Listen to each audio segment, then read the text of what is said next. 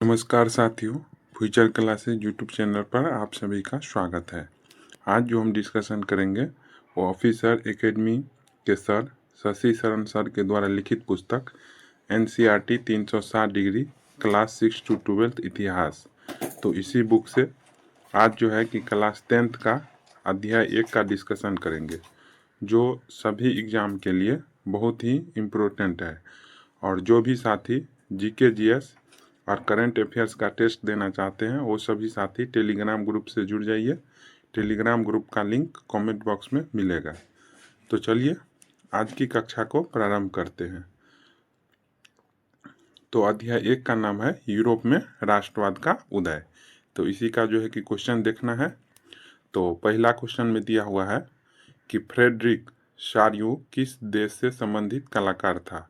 तो फ्रेडरिक शार्यूक जो है कि किस देश से संबंधित कलाकार है, तो ये फ्रांस देश का जो है कि कलाकार था। ठीक है। डिस्कशन में दिया हुआ है कि 1848 में एक फ्रांसीसी कलाकार जिसका नाम क्या है, फ्रेडरिक शार्यूक ने 4 चित्रों की एक श्रृंखला बनाई। इनमें उसने अपने सपनों का एक संसार रचा जो उसके शब्दों में जनतांत्रिक और सामाजिक गणतंत्रों से मिलकर के बना था। ठीक है। अब नेक्स्ट क्वेश्चन है 2। इसमें कह रहा है कि फ्रेडरिक शार्यूक 4 चित्रों की एक श्रृंखला कब बनाई। तो ये कब बनाया था, 1848 में बनाया था। कब बनाया था, 1848 में। ठीक है। अब नेक्स्ट क्वेश्चन है 3। इसमें कह रहा है कि निरंकुशवाद शब्द से आप क्या समझते हैं, यानी निरंकुशवाद से आप क्या समझते हैं। तो दिया हुआ है एक ऐसी सरकार या शासन व्यवस्था जिसकी सत्ता पर किसी प्रकार का कोई अंकुश नहीं होता है, उसी को क्या बोलते हैं, निरंकुशवाद सरकार बोलते हैं। ठीक है। तो हमारा आंसर क्या हो जाएगा, ए। ठीक है। अब डिस्कशन में दिया हुआ है कि निरंकुशवाद ऐसी सरकार या शासन व्यवस्था जिसकी सत्ता पर किसी प्रकार का कोई अंकुश नहीं होता है। इतिहास में ऐसी राजशाही सरकारों को निरंकुश सरकार कहा जाता है, जो अत्यंत केंद्रीकृत, सैन्य बल पर आधारित और दमनकारी सरकारें होती है। अब नेक्स्ट क्वेश्चन है 4। इसमें कह रहा है कि राष्ट्रवाद की पहली स्पष्ट अभिव्यक्ति कब हुई थी। तो कब हुआ था, 1789 में। कब हुआ था, 1789 में। ठीक है। डिस्कशन में दिया हुआ है कि राष्ट्रवाद की पहली स्पष्ट अभिव्यक्ति 1789 में फ्रांसीसी क्रांति के साथ हुई। यानी फ्रांसीसी क्रांति कब हुआ था, 1789 में। जैसा कि आपको याद होगा कि 1789 में फ्रांस जो है कि एक ऐसा राज्य था जिसके संपूर्ण भूभाग पर एक निरंकुश राजा का आधिपत्य था। फ्रांसीसी क्रांति से जो राजनीति और संवैधानिक बदलाव हुए उनसे प्रभुसत्ता राजतंत्र से निकलकर फ्रांसीसी नागरिकों के समूह में हस्तांतरित हो गई। अब नेक्स्ट क्वेश्चन है 5। इसमें कह रहा है कि राष्ट्रवाद की पहली स्पष्ट अभिव्यक्ति निम्नलिखित में से किस क्रांति से हुआ था। तो किस क्रांति से हुआ था, फ्रांसीसी क्रांति से। किस क्रांति से, फ्रांसीसी क्रांति से। नेक्स्ट क्वेश्चन है 6। इसमें कह रहा है निम्नलिखित कथनों पर जो है कि विचार कीजिए। विचार क्या करना है कि कौन सा कथन सत्य है, सत्य कथन को ढूंढना है। तो पहला कथन में दिया हुआ है कि 1789 में फ्रांस एक ऐसा राज्य था जिसके संपूर्ण भूभाग पर एक अंकुश राजा का आधिपत्य था। और अंकुश राजा नहीं होगा, निरंकुश राजा होगा। तो इसीलिए पहला कथन क्या है, गलत दिया हुआ है। दूसरा कथन में है कि फ्रांसीसी क्रांति से जो राजनीतिक और संवैधानिक बदलाव हुए उनसे प्रभुसत्ता राजतंत्र से निकलकर फ्रांसीसी नागरिकों के समूह में हस्तांतरित हो गई। तो ये कथन सही है। तीसरा कथन में दिया हुआ है कि फ्रांसीसी राष्ट्र का लक्ष्य था कि वह यूरोप के लोगों को निरंकुश शासकों से मुक्त कराए। तो ये भी कथन सही है। तो हमारा आंसर क्या हो जाएगा, केवल 2 और 3 सही है। ठीक है। डिस्कशन में दिया हुआ है कि जैसा कि आपको याद होगा कि 1789 में फ्रांस एक ऐसा राज्य था जिसके संपूर्ण भूभाग पर एक निरंकुश राजा का आधिपत्य था। और पहला कथन में दिया हुआ था कि अंकुश राजा का आधिपत्य था। तो इसीलिए जो है कि पहला कथन गलत हुआ था। फ्रांसीसी क्रांति से जो राजनीति और संवैधानिक बदलाव हुए उनसे प्रभुसत्ता राजतंत्र से निकलकर फ्रांसीसी नागरिकों के समूह में क्या हुआ, हस्तांतरित हो गया। क्रांति ने घोषणा की अब लोगों द्वारा राष्ट्र का गठन होगा और वे ही उसकी नियति तय करेंगे। क्रांतिकारियों ने यह भी घोषणा की कि फ्रांसीसी राष्ट्र का यह भाग और लक्ष्य था कि वह यूरोप के लोगों को निरंकुश शासकों से मुक्त कराए। दूसरे शब्दों में फ्रांस यूरोप के अन्य लोगों को राष्ट्रों में गठित होने में मदद देगा। अब नेक्स्ट क्वेश्चन है 7। इसमें कह रहा है कि फ्रांसीसी क्रांति के समय जर्मन पंचांग का मुख्य पृष्ठ किस पत्रकार ने डिजाइन किया था? तो कौन सा पत्रकार डिजाइन किया था? एंड्रियास रेबमान। कौन किया था? एंड्रियास रेबमान। ठीक है। अब नेक्स्ट क्वेश्चन है 8। इसमें कह रहा है कि किस नागरिक संहिता को जो है कि नेपोलियन की संहिता के नाम से भी जाना जाता है? तो 1804 की नागरिक संहिता को जो है नेपोलियन की संहिता के नाम से हम जानते हैं। ठीक है। कर 1804 की नागरिक संहिता, जिसे आमतौर पर नेपोलियन की संहिता के नाम से क्या है जाना जाता है, ये जन पर आधारित विशेषाधिकार समाप्त कर दिए थे। अब नेक्स्ट क्वेश्चन है 9। इसमें कह रहा है कि फ्रांस क्रांति के संदर्भ में निम्नलिखित कथनों पर विचार कीजिए। विचार क्या करना है कि कौन सा कथन सत्य है, सत्य कथन को ढूंढना है। तो पहला कथन में दिया हुआ है कि नेपोलियन ने कानून के समक्ष बराबरी और संपत्ति के अधिकार को सुरक्षित बनाया। तो ये कथन सही है कि नेपोलियन जो है कि कानून के समक्ष बराबरी और संपत्ति के अधिकार को क्या सुरक्षित किया। दूसरा कथन में है कि नेपोलियन की संहिता को फ्रांसीसी नियंत्रण के अधीन क्षेत्रों में भी लागू किया गया। तो ये भी सही है। तीसरा कथन में है कि डच गणतंत्र, स्विट्जरलैंड, इटली और जर्मनी में नेपोलियन ने प्रशासनिक विभाजनों को सरल बनाया, समानती व्यवस्था को खत्म किया और किसानों को भू दासत्व और जागीरदारी शुल्कों से मुक्त दिलाई। तो ये भी कथन सही है। चौथा कथन में दिया हुआ है कि नेपोलियन ने फ्रांस में राजतंत्र वापस लाकर प्रजातंत्र को क्या नष्ट कर दिया था। तो ये भी कथन सही है। तो हमारा आंसर क्या हो जाएगा? उपर्युक्त में से सभी कथन जो है कि सही है। ठीक है। अब नेक्स्ट क्वेश्चन है 10। इसमें कह रहा है कि लाइप्जिग का युद्ध जो है कि कब हुआ था? तो ये लाइप्जिग का युद्ध कब हुआ था? 1813 में हुआ था। कब हुआ था? 1813 में। डिस्कशन में दिया हुआ है कि यहाँ नेपोलियन को 1813 में लाइप्जिग की लड़ाई हरा करके फ्रांस लौटते हुए डाकिये के रूप में दर्शाया गया। उसके झोले से गिरती हर चिट्ठी पर उन भूभागों के जो है कि नाम लिखे गए। नेक्स्ट क्वेश्चन है 11। इसमें कह रहा है कि नेपोलियन ने इटली पर कब हमला किया था? तो कब हमला किया था? 1797 में। कब किया था हमला? 1797 में। नेक्स्ट क्वेश्चन है 12। इसमें कह रहा है कि इटली का एकीकरण जो है कि कब हुआ था? तो इटली का एकीकरण कब हुआ था? तो 1859 से 1870 के बीच में हुआ था इटली का एकीकरण। ठीक है। अब नेक्स्ट क्वेश्चन है जर्मनी का जो है कि एकीकरण कब हुआ था? तो जर्मनी का एकीकरण हुआ था 1866 से लेकर के 1871 के बीच में। 1866 से 1871 के बीच में। ठीक है। अब नेक्स्ट क्वेश्चन है 14। इसमें कह रहा है इंग्लैंड में औद्योगिकरण किस सदी से आरंभ हुआ था? तो कब हुआ था? तो 18वीं सदी से। किस सदी से? 18वीं सदी से। ठीक है। अब नेक्स्ट क्वेश्चन है 15। इसमें कह रहा है कि फ्रांस और जर्मनी ने औद्योगिकरण किस सदी में आरंभ हुआ था? तो फ्रांस और जर्मनी में जो है कि औद्योगिकरण 19वीं सदी में हुआ था। किस सदी में? 19वीं सदी में। कह रहा है 18वीं सदी के दूसरे भाग में आरंभ हुआ, लेकिन फ्रांस और जर्मनी के राज्यों के कुछ हिस्सों में यह 19वीं शताब्दी के दौरान ही हुआ था। अब नेक्स्ट क्वेश्चन है 16। इसमें कह रहा है कि उदारवाद राष्ट्रवाद के संदर्भ में निम्नलिखित कथनों पर विचार कीजिए। अब विचार क्या करना है कि कौन सा कथन सत्य है। ठीक है। सत्य कथन को जो है कि ढूंढना है। तो पहला कथन में दिया हुआ है कि यूरोप में 19वीं सदी के शुरुआत दशकों में राष्ट्रीय एकता से संबंधित विचार उदारवाद से करीब से जुड़े थे। तो ये कथन सही है कि यूरोप में जो है कि 19वीं सदी के स्टार्टिंग में ही राष्ट्रीय एकता से संबंधित विचार जो है, विचार भावना, ये उदारवाद से जुड़े हुए थे।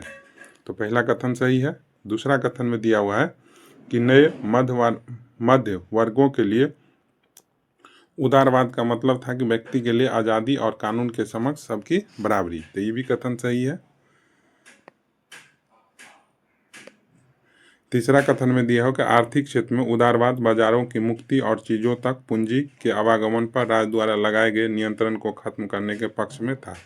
तो ये भी कथन सही है। तो हमारा आंसर क्या हो जाएगा, इनमें से सभी सही है। ठीक है।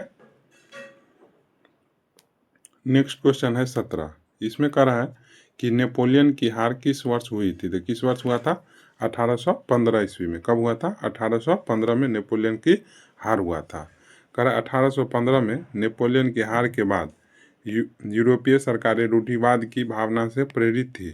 रूढ़िवादी मानते थे कि राज्य और समाज की स्थापित पारंपरिक संस्थाएं जैसे कि राजतंत्र, चर्च, सामाजिक ऊंच नीच, संपत्ति और परिवार को बनाए रखना चाहिए।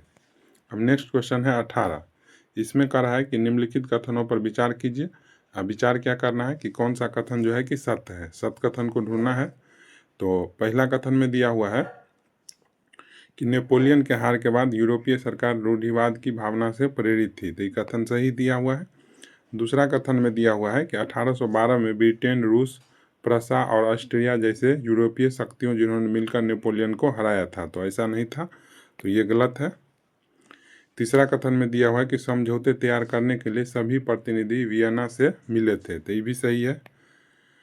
चौथा कथन में दिया है कि वियना संधि का उद्देश्य उन कई सारे बदलावों को खत्म करना था जो नेपोलियन युद्धों के दौरान हुए थे। तो ये भी सही है। तो हमारा आंसर क्या हो जाएगा, 1, 3 और 4 जो है कि कथन सही है।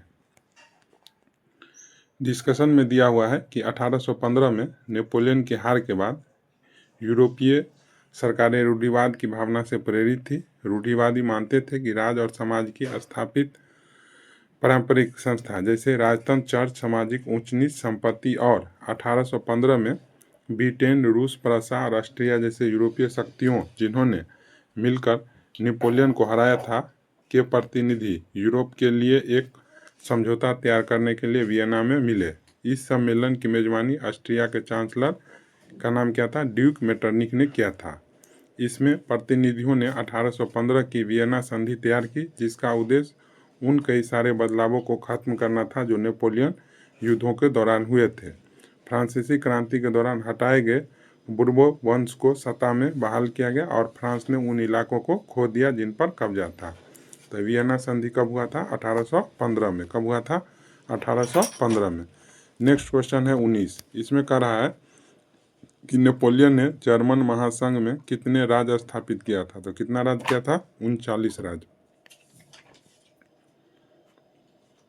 नेक्स्ट क्वेश्चन है 20। इसमें कह रहा है कि जोसेपी मेत्सिनी कहाँ का क्रांतिकारी था। तो कहाँ का क्रांतिकारी ये था, इटली का। कहाँ का क्रांतिकारी था, तो ये इटली का था। डिस्कशन में दिया हुआ है कि ऐसा ही वह व्यक्ति था इटली का क्रांतिकारी जोसेफ मेजनी, यानी जिसको जोसेफ मेजनी बोलते हैं वही है जोसेपी मेत्सिनी। उनका जन्म 1807 में जेनेवा में हुआ था। जेनेवा मतलब जेनेवा में हुआ था और वह कार्बोनारी के गुप्त संगठन का क्या था, सदस्य बन गया। अब नेक्स्ट क्वेश्चन है 21। इसमें कह रहा है कि जोसेपी मेत्सिनी का जन्म कहाँ हुआ था। तो कहाँ पर हुआ था, तो जेनेवा में हुआ था। कहाँ पर, जेनेवा में। ठीक है। अब नेक्स्ट क्वेश्चन है 22। इसमें कह रहा है कि जोसेपी मेत्सिनी का जन्म कब हुआ था। तो कब हुआ था, 1807 में हुआ था। कब हुआ था, 1807 में जो है कि जेनेवा में हुआ था। अब नेक्स्ट क्वेश्चन है 23। इसमें कह रहा है यंग इटली और यंग यूरोप की स्थापना किसने किया था। तो कौन किया था, जोसेपी मेत्सिनी ने किया था। कौन किया था, जोसेपी मेत्सिनी ने किया था। ठीक है। अब नेक्स्ट क्वेश्चन है 24। इसमें कह रहा है कि प्रथम उदारवादी विद्रोह फ्रांस में कब हुआ था। तो कब हुआ था, 1830 में हुआ था। कब हुआ था ये, 1830 में। कह रहा है प्रथम विद्रोही फ्रांस में जुलाई 1830 में हुआ। बुर्बो डांस जिन्हें 1815 के बाद हुई रूढ़िवादी प्रतिक्रिया के दौरान सत्ता में बहाल किया गया था, उन्हें अब उदारवादी क्रांतिकारियों ने क्या किया, उखाड़ फेंका।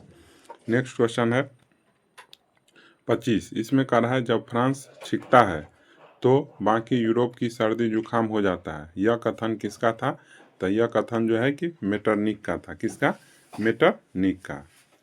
डिस्कशन में दिया हुआ है कि मेटरनिक ने एक बार यह टिप्पणी की थी कि जब फ्रांस छिकता है तो बाकी यूरोप की सर्दी जुकाम हो जाता है। जुलाई क्रांति से ब्रुसेल्स में भी विद्रोह भड़क गया, जिसके फलस्वरूप United Kingdom of the Netherland से अलग हो गया।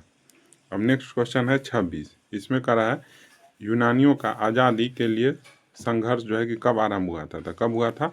1821 में। कब हुआ था? 1821 में। करा यूरोप में क्रांतिकारी राष्ट्रवाद की प्रगति से यूनानियों का आज़ादी के लिए संघर्ष 1821 में आरंभ हो गया। यूनान में राष्ट्रवादियों को निर्वासन में रह रहे यूनानियों के साथ पश्चिमी यूरोप के अनेक लोगों का भी समर्थन मिला। अब नेक्स्ट क्वेश्चन है 27।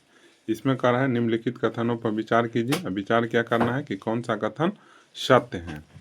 ठीक है, तो पहला कथन में दिया हुआ है कि राष्ट्रवाद का विकास केवल युद्धों और क्षेत्रीय विस्तार से हुआ, तो ये गलत कथन दिया हुआ है। दूसरा कथन में है कि राष्ट्र के विचार के निर्माण में संस्कृति ने एक अहम भूमिका निभाई, तो ये कथन सही है। तो हमको ढूंढना था कौन सा कथन सही है, तो केवल दो जो है सही है। कह रहा राष्ट्रवाद का विकास केवल युद्धों और क्षेत्रीय विस्तार से नहीं हुआ, राष्ट्र के विचार के निर्माण में संस्कृति ने एक अहम भूमिका निभाई। कला, काव्य, कहानियों, किस्सों और संगीत ने राष्ट्रवादी भावनाओं को गढ़ने और व्यक्त करने में सहयोग दिया। नेक्स्ट क्वेश्चन है 28। इसमें कह रहा है कि यूनान को स्वतंत्र राष्ट्र की मान्यता किस संधि से मिली। तो किस संधि से मिला? तो कुस्तुनतुनिया की संधि। किस संधि से? कुस्तुनतुनिया की संधि। ये संधि कब हुआ था? तो 1832 में हुआ था। कह रहा है बुखार से उनकी मृत्यु हो गई। अंततः 1832 की कुस्तुनतुनिया की संधि ने यूनान को एक स्वतंत्र राष्ट्र की मान्यता दी। अब नेक्स्ट क्वेश्चन है 29। इसमें कह रहा है यूनान को स्वतंत्र राष्ट्र की मान्यता कब मिली? तो 1932 में। कब मिला था? 1932 में। नेक्स्ट क्वेश्चन है 30। इसमें कह रहा है पेरिस में कृषक विद्रोह कब हुआ था। तो पेरिस में जो है कि कृषक विद्रोह कब हुआ था? 1848 में हुआ था। कब हुआ था? 1848 में। अब नेक्स्ट क्वेश्चन है 31। इसमें कह रहा है कि सिलेसिया के बुनकरों ने ठेकेदारों के खिलाफ कब विद्रोह किया था। तो ये कब किया था? 1845 में किया था।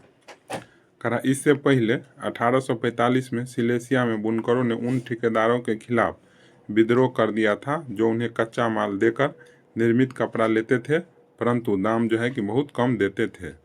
नेक्स्ट क्वेश्चन है 32। इसमें कह रहा है कि सिलेसियों के बुनकरों ने ठेकेदारों के खिलाफ क्यों विद्रोह किया था। तो ठेकेदार द्वारा बुनकरों का क्या होता था? शोषण होता था, इसीलिए जो है विद्रोह हुआ था। नेक्स्ट क्वेश्चन है 33। इसमें कह रहा है कि 1871 में किसे जर्मनी का जो है कि सम्राट घोषित किया गया। तो किसको किया गया? विलियम प्रथम को। किसको? विलियम प्रथम को। डिस्कशन में दिया हुआ है कि उनका प्रमुख मंत्री ऑटो वन बिस्मार्क इस प्रक्रिया का जनक था जिसने प्रशा की सेना और नौकरशाही की मदद ली। 7 वर्षों के दौरान ऑस्ट्रिया, डेनमार्क और फ्रांस ने 3 युद्धों में प्रशा को जीत हुई और एकीकरण की प्रक्रिया पूरी हुई। जनवरी 1871 में वर्साय में हुए एक समारोह में प्रशा के राजा विलियम प्रथम को जर्मनी का जो है कि सम्राट घोषित किया गया। अब नेक्स्ट क्वेश्चन है 34। इसमें कह रहा है कि निम्नलिखित कथनों पर विचार कीजिए। अब विचार क्या करना है कि कौन सा कथन सत्य है। यहाँ पर दिया हुआ है क्वेश्चन में असत्य है, तो उसको जो है कि सत्य कर देना है। कौन सा कथन जो है कि सत्य है। तो पहला कथन में दिया हुआ है कि 1848 के बाद यूरोप में राष्ट्रवाद का जनतंत्र और क्रांति से अलगाव होने लगा, तो पहला कथन सही है। दूसरा कथन में दिया हुआ है कि वर्साय के हॉल ऑफ मिरर्स में जर्मन साम्राज्य की घोषणा बिस्मार्क के नेतृत्व में हुआ, तो ये भी कथन सही है। तो हमारा आंसर क्या हो जाएगा? उपर्युक्त में से 1 और 2 दोनों सही है। ठीक है। डिस्कशन में दिया हुआ है कि 1848 के बाद यूरोप में राष्ट्रवाद का जनतंत्र और क्रांति से अलगाव होने लगा। राज्य की सत्ता को बढ़ाने और पूरे यूरोप पर राजनीतिक प्रभुत्व हासिल करने के लिए रूढ़िवादियों ने अक्सर राष्ट्रवादी भावनाओं का इस्तेमाल किया। मंत्री ऑटो वन बिस्मार्क समेत प्रशा के महत्वपूर्ण मंत्रियों की एक बैठक वर्साय के महल के बेहद ठंडी Sheesh Mahal hall of mirrors में हुई। सभा ने प्रशा के काइजर विलियम प्रथम के नेतृत्व में नए जर्मन साम्राज्य की घोषणा की। अब नेक्स्ट क्वेश्चन है 35। इसमें कह रहा है कि 19वीं सदी के मध्य से इटली कितने राज्यों में बटा हुआ था? तो कितने राज्यों में? 7 राज्यों में। कितने राज्यों में? 7 राज्यों में।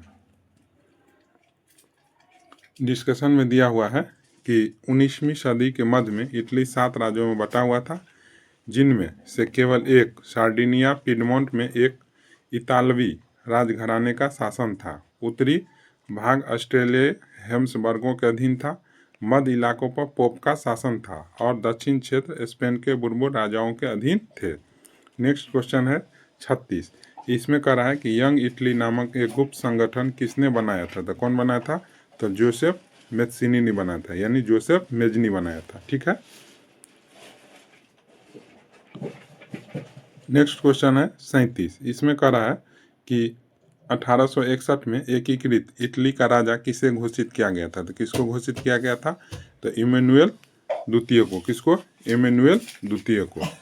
डिस्कशन में दिया हुआ है कि 1861 में इमैनुएल द्वितीय को एकीकृत इटली का राजा घोषित किया गया, मगर इटली के अधिकांश निवासी, जिसमें निरक्षरता की दर काफ़ी ऊंची थी, अभी भी उदारवादी राष्ट्रवादी विचारधारा से अनजान थे। दक्षिण इटली में जिन आम किसानों ने गैरिबाल्डी को समर्थन दिया था, उन्होंने इटालिया के बारे में कभी सुना ही नहीं था और वे मानते थे कि ला टालिया विक्टर इमैनुएल की क्या है? पत्नी थी। अब नेक्स्ट क्वेश्चन है 38। इसमें कह रहा है